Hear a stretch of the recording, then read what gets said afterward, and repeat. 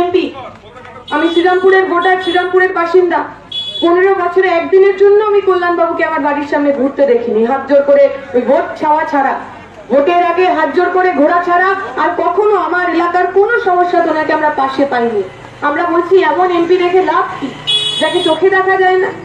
ওই একটা সিনেমা ছিল না মিস্টার ইন্ডিয়া, তাতে হাতে ঘড়ি পড়লে অনিল কাপুর অদৃশ্য হয়ে যেত।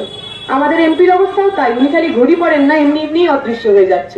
আমার বিদেশে ঘোরা বা সারা দেশে ঘুরে নিয়ে ওনার আপত্তি আছে, ওনার আপত্তি থাকা স্বাভাবিক। কারণ আমি যতবার বিদেশে গেছি আমি তো চুরির টাকায় যাইনি, ডাকাতির টাকায় যাইনি, ইভেন সরকারি টাকাতেও যাইনি। আমার পড়াশুনোর কাজে এই ভারতের প্রতিনিধি হয়ে আমি আমার পেপার প্রেজেন্ট করতে বিদেশে গেছি। ফলে স্বাভাবিকভাবে যখন আমার মতো বা আমাদের মতো কেউ কেউ পড়াশোনার কাজে বিদেশে যায়, ওনার অসুবিধা হবে। ওনারা চায় ছেলেমেয়েরা পড়াশোনা না করে ওনার মতো মিথ্যেবাদী, দুর্নীতিবাজ।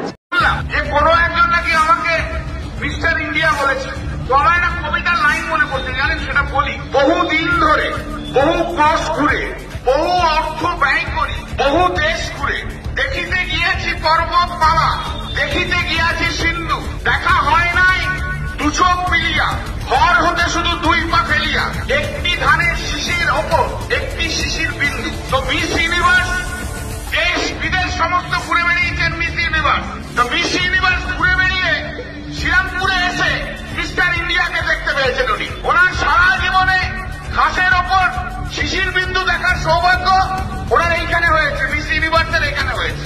আচ্ছা, আপনি কি দেখতে পেয়েছিলেন বলুন তো? আপনাকে জিজ্ঞেস করি, আপনি কি দেখতে পেয়েছিলেন যে 2011 পর্যন্ত যখন আপনাদের বিধায়ক ছিল, স্বাধীনতা